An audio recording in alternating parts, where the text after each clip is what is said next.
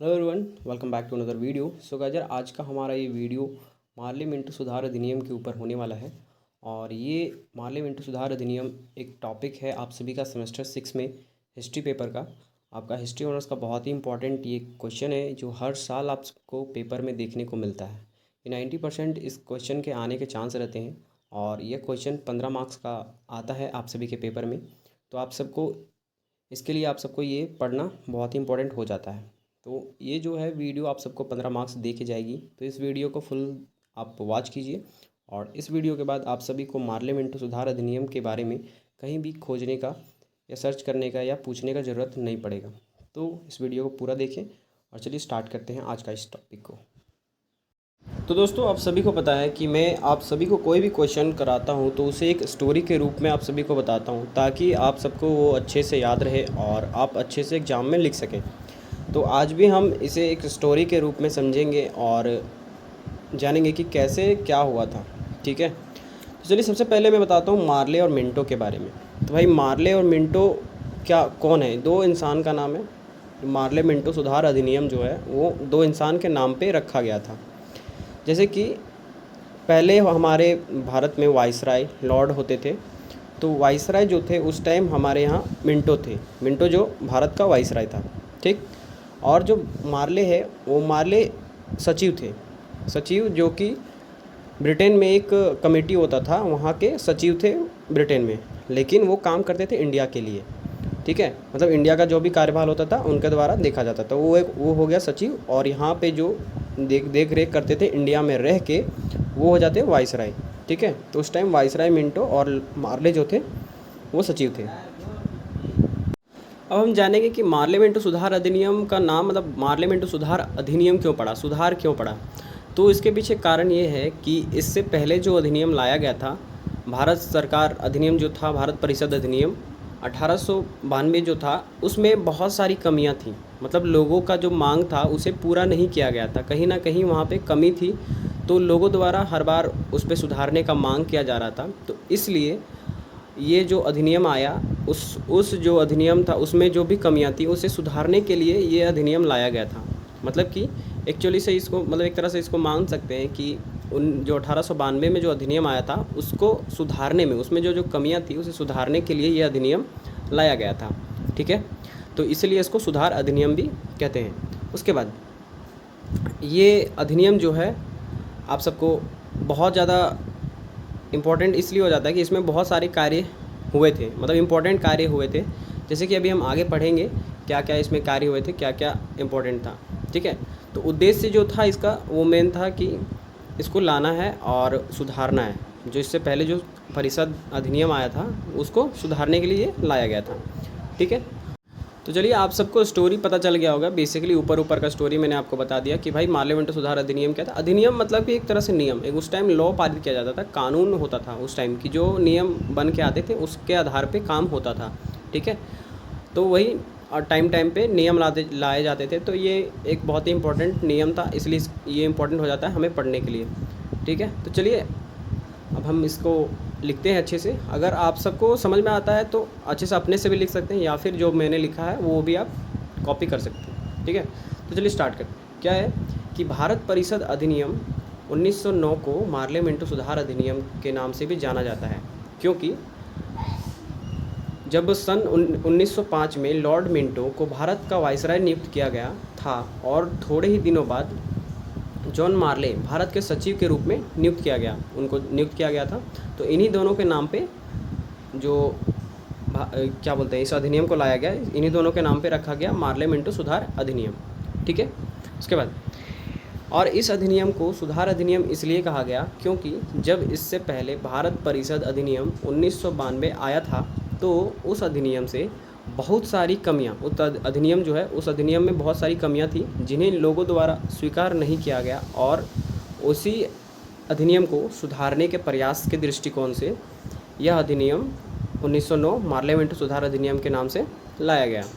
ठीक है, अब हम जानेंगे कि मार्ले मिंटो सुधार अधिनियम का लाने का जो मुख्य उद्देश्य क्या था। ठीक है, तो एक उद्देश्य में हम ये भी लिख सकते हैं कि जब 1892 का भारत परिषद अधिनियम लाया गया तो उसमें बहुत सारी कमियां थी, लोग उससे संतुष्ट नहीं थे।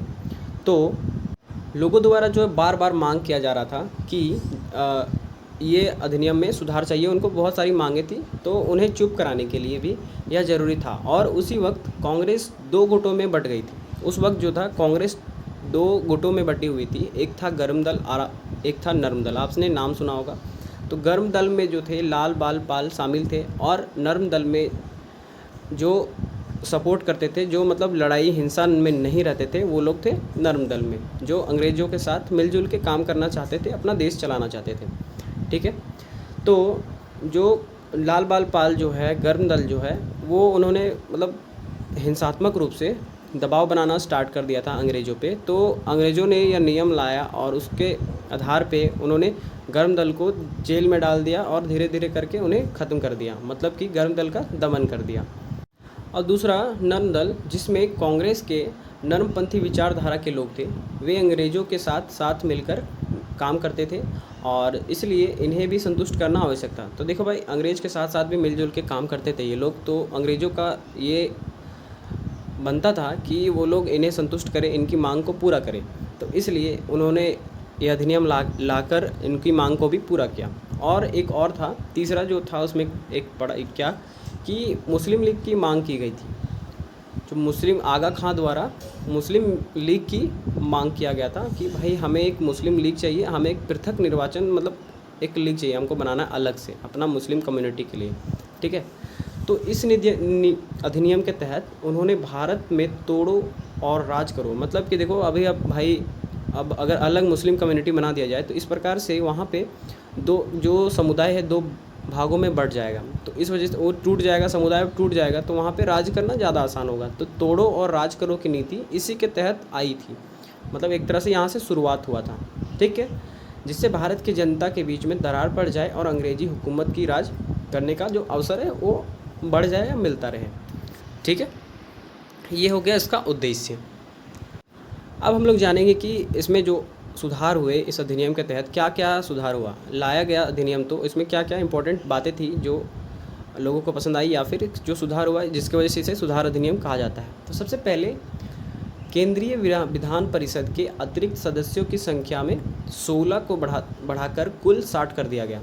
तो देखिए, पहले जो है केंद्रीय विधान परिषद में जो संख्या थी सदस्यों की वो 16 थी, तो उसे बढ़ाकर 60 कर दिया गया।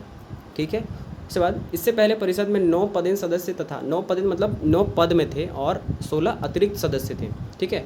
तो उसे अब बढ़ाकर 9 पद तो एज इट इज़ रहा, बट 16 से 60 हो गया, मतलब कि टोटल 69 सदस्य हो गए। और इसमें सरकारी सदस्यों का बहुमत रखी गई, मतलब कि ज़्यादातर सरकारी सदस्य थी, उनकी ही मांग मतलब यहाँ पे बात चलती थी।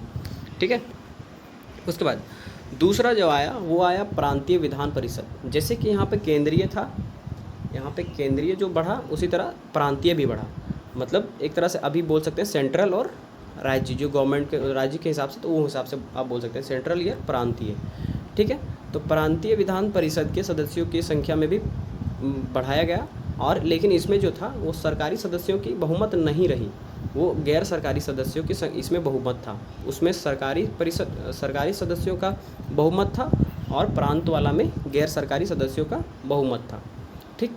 उसके बाद तीसरा जो काम किया गया वो था कि सदस्यों की योग्यता तथा मतदाताओं की योग्यता का निर्धारण किया गया, मतलब कि जो सदस्य कौन होंगे, कौन योग्य होगा और कौन मतदान करने के लिए योग्य होगा, उसका निर्धारण यहीं से किया गया था।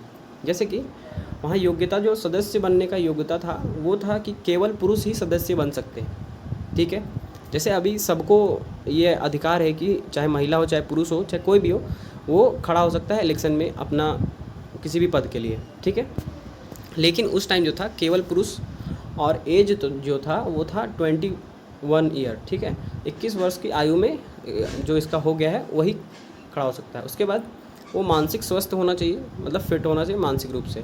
उसके बाद न्यायालय द्वारा 6 माह से अधिक की सज़ा ना पाया हो, मतलब जिसे 6 माह से ज़्यादा उसको सज़ा नहीं मिला हुआ।